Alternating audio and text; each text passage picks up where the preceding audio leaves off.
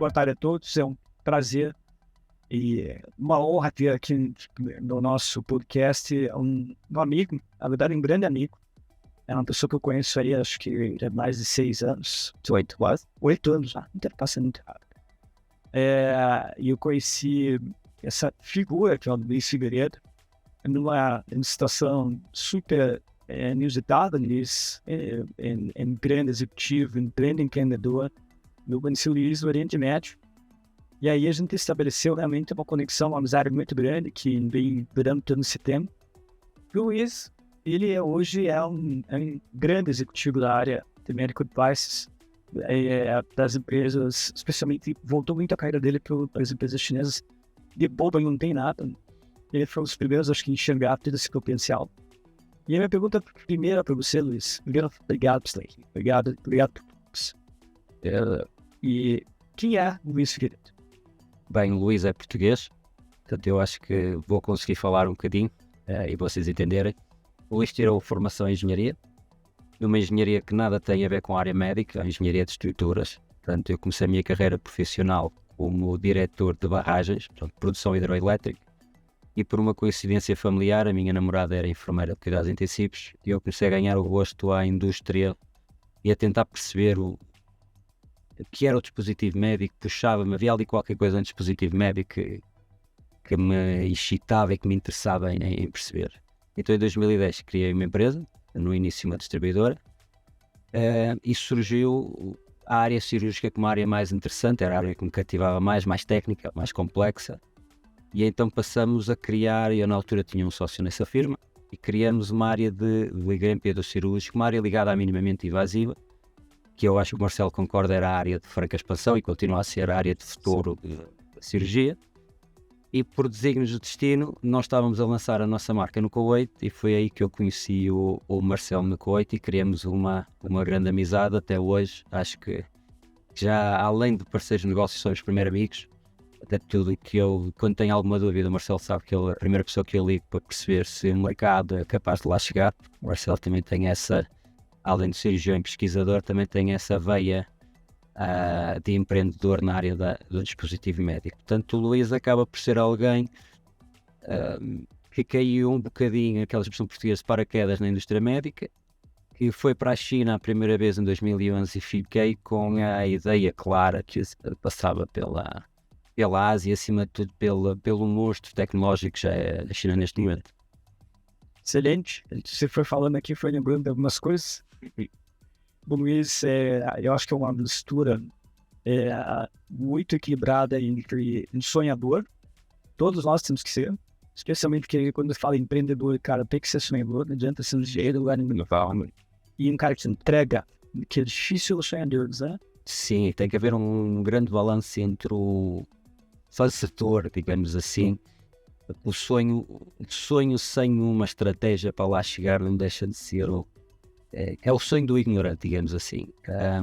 Eu acho que para ser empreendedor, para realmente entregar o resultado às empresas, a gente tem que ter uma ambição grande, controlada e acima de tudo um plano de ação para a fazer. Caso contrário, no final nós não vamos conseguir, não vai passar no sonho, aí está. Do sonho à concretização é o plano estratégico que eu acho que define o sucesso. Tem mais uma coisa que eu lembro do Luiz aqui que é impressionante. Quando a gente fala de uma empresa de qualquer país, o Luiz conhece a empresa. O Luiz está sempre muito bem informado. Então isso dá muita segurança. Tá? Você, além de ser uma pessoa que executa muito bem, você se informa muito bem. Você puxa a informação para o teu conhecimento para fazer as tuas análises. Isso é absolutamente fundamental nesse meio extremamente competitivo. Tá? Então, eu acho que um pouco nessa linha, né? Como que o executivo europeu, o executivo alemão e chinês, queria que você explicasse um pouco isso, porque hoje eu entendo um pouco melhor, mas eu acho que as pessoas, de forma geral, entendem muito isso. Como que o executivo europeu se torna um dos principais executivos no mercado de medical devices chinês ao longo de uma carreira que a gente pode dizer que você já tem? Como é que funciona isso? Eu acho que acima de tudo, seja o executivo europeu, o Américo Latino, a primeira coisa é entender claramente a cultura chinesa. Eles têm uma cultura muito diferente da nossa. As empresas chinesas e na área médica em especial são empresas que têm muita paciência, mas uma paciência organizada, ou seja, na Europa isso é que é o grande clash entre a Europa e a Ásia, e especialmente a China. Nós temos o investidor, portanto o empreendedor tem uma falta de paciência, a necessidade de capitalizar o investimento que fez é rápida, é cultural. Às vezes não é uma necessidade financeira da própria empresa, mas é cultural. Um produto lançado no mercado para ter sucesso tem que ter um retorno o máximo de 5 anos. As empresas chinesas têm uma cultura que a gente costuma chamar de paciência de chinês, não é? Fazem planos a 20, 30 anos. E qual é a vantagem de fazer estes planos a 20, 30 anos? Se houver numa viagem, vamos supor que também fazer uma viagem de barco, se a gente tem um percurso e tem um destino à la longa, se vier uma onda muito grande, a gente só tem que desviar um bocadinho, ou seja, o nosso percurso, por muitas surpresas que acontecem sempre nesta indústria, a gente consegue manejar de forma suave, sem grande alteração na estrutura. E é isso que o executivo, que não é chinês, tem que entender, que quando entra na China tem que entregar. Os planos são à la longa, mas tem que provar trabalho, ou seja, não dá para passar pelas empresas. Das empresas com muita estrutura têm sempre direções que exigem trabalho e acima de tudo, além do trabalho, exigem algo muito especial que nós não exigimos, que é a lealdade. A lealdade dentro de uma empresa na China é extremamente importante. Eu posso até arriscar dizer que a lealdade, especialmente quanto mais alta a gente sobe na cadeia de comando, mais importante se torna, porque estas empresas são empresas gigantescas neste momento na China, e o Marcelo esteve lá e viu a dimensão e o poderio das empresas chinesas neste momento. Quem é o CEO, o presidente da administração, ele tem que confiar plenamente em quem está do lado esquerdo e do lado direito. Porque não dá para controlar tudo. É isso mesmo. E a David é o caso prático, são 1000 e qualquer coisa funcionários. Se ele não confia, se nós não passamos essa credibilidade, essa honestidade, essa competência, a gente tem uma vida muito curta. Na Europa, isto na Europa não há tanto filtro, não há tanta exigência. Aliás, eu acho que está à vista, depois quando a gente liga à televisão e vê a evolução da Europa neste momento, ou do Ocidente, digamos assim, e a evolução da Ásia, da China, do Vietnã, especialmente na nossa área, vê que não se consegue crescer desta forma e apresentar a tecnologia que o Marcelo viu no CMF sem uma disciplina e um foco e uma lealdade muito grande naquilo que se está a fazer. Você falou aqui de paciência, né? A gente costuma dizer aos que isso é um consenso meio para todas as culturas. É impossível ganhar de quem tem paciência. É impossível ganhar de um cara que vocês dizem paciente. Espera, quer passar o fio a passa, escola, e eu só tenho com isso. Qual que é a história do Luiz? E a gente vai ter que ir depois fazer outro podcast nos explica contar a nossa história. É uma história muito legal, né? A história de toda essa... Como a gente chegou até aqui na escola, mas agora eu quero que você conte um pouco um último capítulo dessa escola. Como se deu essa relação entre Luiz Figueiredo e escola? Eu acho que foi algo que aconteceu muito naturalmente, ou seja, com a minha entrada na David e como responsável por toda a área internacional da empresa, a nível de marketing, que a nível de vendas eu acho que está muito bem entregue, a nível de marketing, o que me exigiam e que eu exigia a mim próprio era tornar a David uma empresa reconhecida no mercado, e nesta área, para ser reconhecida no mercado, tem que ter a credibilidade. E a credibilidade como é que se arranja na nossa área? Porque há muito barulho na nossa indústria, há muita marca a aparecer, aparece, desaparece. Eu acho que é através da educação. O core de estratégia que eu montei na empresa é a educação. E eu lembro perfeitamente, eu entrei na David no dia 21 de março, no dia 1 de março de 2021. E no dia 21 de março eu liguei ao Marcelo. Aí está, já tínhamos uma relação de amizade grande, eu conhecia muito bem o passado e o presente do Marcelo, e nós tínhamos um distribuidor aqui no Brasil, que é uma empresa com muito potencial, mas com pouco ainda conhecimento e traça no mercado, e então eu entendi que para entrar no mercado brasileiro, que é o principal mercado da América Latina. São mais de 50% do consumo.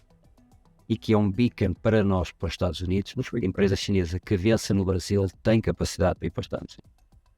A educação era fundamental e, portanto, a relação com a escola foi algo de natural e algo que teria que ser simbiótica, porque eu conhecia o Marcelo, eu sei a capacidade técnica, a credibilidade do Marcelo no mercado, a experiência que tem no ensino e, portanto, não foi difícil, eu não necessitei pensar 2 vezes em contactar o Marcelo para ser o responsável por toda a estrutura e estratégia formativa da empresa. Portanto, é uma história que a gente conta muitas vezes, porque foi uma grande decisão que a David teve de tomar e que eu a tomei. Eu acho que foi o tempo que o Marcelo demorou a atender o telefone que tomou a ter esta decisão da David e da escola se criarem este plano, que está aqui é um plano a longo prazo. Eu acho que o mercado vai perceber que nós temos 1 ano e pouco de trabalho juntos, mas que eu acho que a David não vai lá nenhum, nem a escola vai lá nenhum. A gente está aqui para ficar, está aqui para fazer um trabalho de excelência. Eu posso dizer com muita tranquilidade que assim, foi o Luiz o grande responsável principal responsável por essa aproximação e que hoje a gente está celebrando como sendo uma relação já bastante madura, tem muitas entregas de todos os lados. E a pessoa que enxergou isso, a pessoa que enxergou nessa relação uma grande oportunidade, sem dúvida, foi vocês. Tá? Então, por isso eu citei, eu vou reconhecer quanto da tua percepção das coisas. É muito importante esse lado de percepção antes de os demais. Né? Eu acho que essa é uma grande qualidade que um executivo tem que ter e enxergar as tendências. Isso faz parte do quanto você é uma pessoa informada e dos insights que você tem. Luiz, como é que você enxerga a evolução internacional? Esse movimento é super importante, eu acho que é fundamental. A evolução internacional das empresas chinesas de medical device. Eu acho que era uma questão de tempo. Ou seja, a indústria de medical devices chinesa começou mal. Não começou mal na China, porque na China o mercado sempre exigiu qualidade, muita qualidade. Começou mal, e eu acho também por muita culpa dos países que importavam. Ou seja, a China começou como um país de engenharia invertida, portanto, cópias, né? E os distribuidores, os clientes estrangeiros, o que queriam eram margens de lucro muito grandes. E as empresas chinesas, no início, culturalmente, o que elas queriam era servir cliente. E, portanto, se o cliente queria algo barato, eles fabricavam algo para o cliente queria barato. Como é evidente, qualidade e barato não existe. Isso não fecha a conta. E eu acho que durante os primeiros 15 anos, e é aí que a China realmente tem que ser muito competente para a situação que está agora. Nos primeiros 15 anos, a China não soube ler o que é que estava a acontecer através do que eram os requisitos que o exterior lhe pedia ao nível de produto. Com as feiras internacionais, as empresas foram entendendo, calma, este produto barato que o cliente quer não é para o meu cliente, não é este cliente que me vai fazer vencer o mercado. Portanto, a China tem a vantagem de ter 1,2 bilhões de pessoas, portanto, certamente tem uma capacidade probabilística de ter muito engenheiro de muita qualidade e muito empresário de muita qualidade.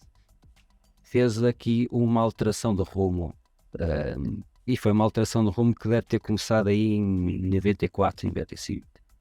Então passou a ter a visão que o Ocidente tem a nível de fabrico, ou seja, eu vou filtrar os meus clientes. Eu não estou interessado no cliente que quer, eu estou interessado no cliente que quer crescer connosco, aquela velha veia da parceria que os chineses realmente têm, a cultura chinesa.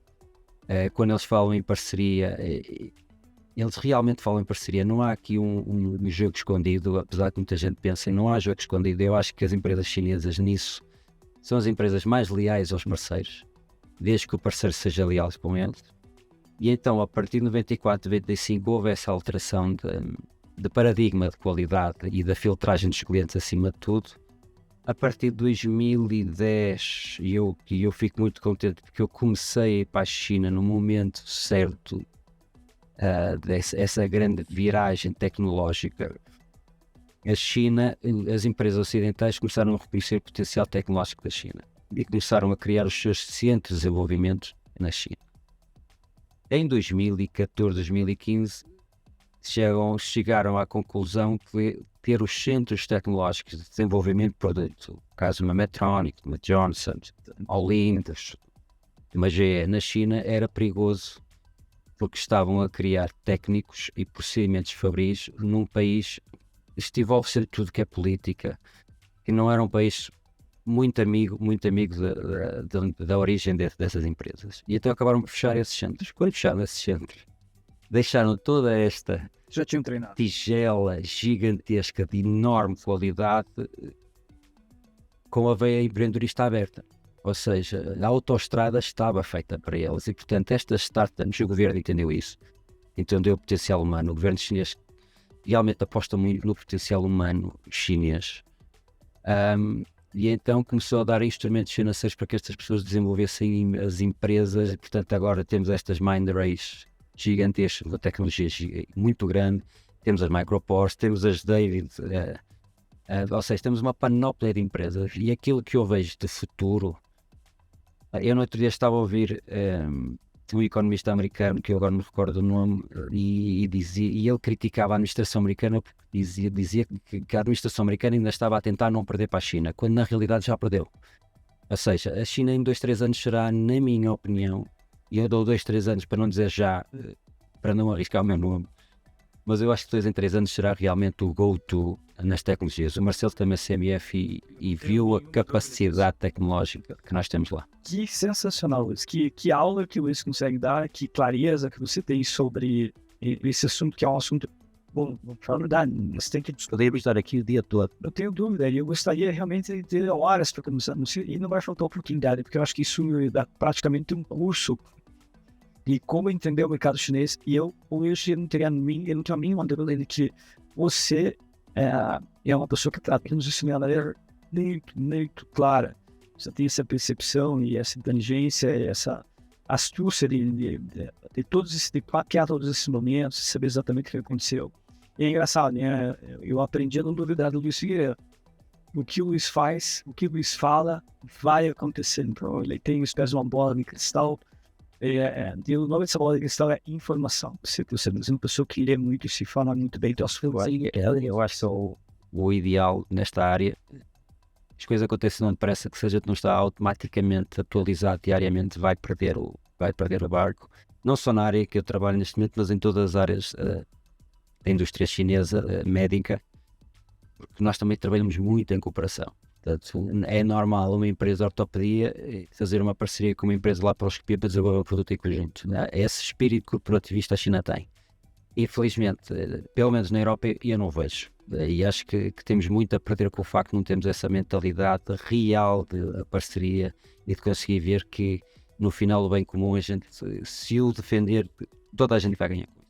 Mas isso é algo difícil de ver fora uma percepção que tu filtro termos que eu vou falar, mas tem o próprio sistema da forma de pensar, né? Mentalidade, mindset, a maneira de pensar, da maneira como a comunidade, como a sociedade funciona, sociedade mais colaborativa, porque o que a gente vê nas empresas no Brasil, no Novo Mundo, na Europa, são empresas mais competitivas entre elas e menos colaborativas. Acho que é um pouco por aí, não? Eu costumava dizer que em Portugal não se conseguia fazer parcerias. Havia sempre por um lado que queria ganhar mais €1. Na China não tem. A China tem, já na sua gênese, nem falemos do sistema político nesse aspecto, mas na sua gênese é um povo que a gente costuma chamar de sofredor. Ou seja, não são tão centrados neles próprios, são centrados no grupo. Eu costumo chamar que é aquela mentalidade colmeia. E num país com quantos bilhões, com o sentimento de colmeia, não dá para bater. Não dá para bater isso. A gente tem que os acompanhar. Eu acho que o ideal para a Europa, para o mundo ocidental, é realmente entrar na colaboração com eles e entender o que eles fizeram e deixar aquela ideia de que nós é que sabemos fazer as coisas, é de ser um bocadinho mais mente aberta, porque eles também o são nesse aspecto, e entender como é que eles fazem as coisas. Eu acho que só temos a ganhar com isso. Quais os próximos passos da David Medical que temos expansão mundial? A David Medical neste momento está na que eu chamo o ponto rebuçado. Ou seja, nós conhecemos com a escola o ano passado. Eu acho que o objetivo foi muito bem cumprido, passou as expectativas. O próprio parceiro que nós temos aqui, a Ultramed, este ano está connosco de uma forma muito diferente, até a nível de investimento. Tem-se traduzido num potencial de marketing e num conhecimento de marca que não foi feito com outras empresas. Portanto, eu acho que a estratégia que a gente manteve aí com a escola está realmente a funcionar. Portanto, nós temos uma franca expansão a nível de vendas na América Latina. Estamos já líderes em alguns países do Oriente Médio que eram impossíveis para as empresas chinesas de participar. O que é que a David neste momento tem de planos? A David tem planos a abertura de uma nova unidade de Fabril. A Marcelo, que nos fez todo prazer em receber o Marcelo nessa unidade, começará a produção no dia 6 de junho e é a maior fábrica de grampeadores cirúrgicos da China. Estamos a falar numa fábrica com 9 mil metros quadrados, sala limpa, algo nunca visto. A expansão passa por maior número de unidades fabril, uma delas na Europa, Portugal, que eu creio que eu gosto de ter responsabilidade de gerir, e eventualmente expandir vamos chamar a estratégia David Escola noutras áreas do globo. Eu também sei que a escola tem essa ambição e tem esse projeto em mão. Portanto, quando a escola for, certamente a David irá com a escola, porque o modelo que funciona aqui vai funcionar certamente, não tenho dúvidas nenhumas nos outros sítios. Portanto, a nível de formação, nós já temos alguns pontos de formação espalhados, que não a escola em Portugal, e temos também no Dubai. Mas não estamos a falar de instalações com a qualidade fenomenal que a escola tem. Vamos a falar de chamado centro de treino normal, são hospitais que nos cedem as suas instalações, não há nada como a escola. E não é por estar aqui a falar com o Marcelo, acho que toda a gente que sabe, conhece a escola bem cá, sabe o que é a escola. Portanto, nós na questão educativa vamos esperar pela escola, aí está a paciência de chinês, quando tiver tudo pronto no mercado europeu, que eu acho que vai ser uma entrada de leão no mercado europeu, nós vamos estar com a escola certamente, se a escola nos quiser. Essa é a escola que é. Estamos a ampliar muito o nosso portfólio agora também. Portanto, nós somos conhecidos aqui no Brasil pelos grampeadores cirúrgicos, mas nós também agora na Feira Hospitalar apresentamos uma plataforma de energia que eu acho que vai funcionar o mercado aqui no Brasil. O Marcelo foi o primeiro a testar. E foi algo impressionante. E eu pedi ao Marcelo, mais uma vez, pela relação e a credibilidade que a testasse. Portanto, acho que o futuro é desafiante. Criar unidades fabris fora da China é uma coisa nova, é um desafio. A administração pode contar comigo para isso e a expansão da escola será também um desafio para nós acompanhar. Não conto não ter um sucesso tremendo nos próximos 5 anos na David e com a escola. Aliás, a nossa parceria não tem data de expiração. E acho que a continuar a trabalhar com como a gente trabalha, honestidade, credibilidade, foco e competência, não há quem nos pare. Somos os dois pacientes, como diz o Ninja, não é? Como diz o Ninja aqui no Brasil, ninguém bate um cara paciente. E a gente entra nela isso. Bom, pessoal, foi excepcional essa conversa. Então, a conversa com o Luiz sempre é muito boa. O Luiz é um cara extremamente inteligente, super capaz. E eu me sinto sempre muito bem conversando com você, trocando ideias. Eu sempre cresço nas conversas com você. Eu aumento. Luiz, excelente, muito obrigado. Vamos manter esse curso.